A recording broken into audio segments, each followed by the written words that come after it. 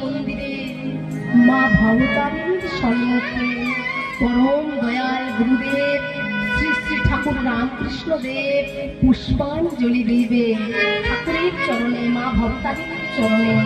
যখন ফুলটা নিয়ে গেছে বাবা, এক গুরুদেবের ডাকে শিষ্য কোথায় বসে ডাকছে? কলকাতার বাগবাজারে। আর গুরুদেব দক্ষিণেশ্বরে।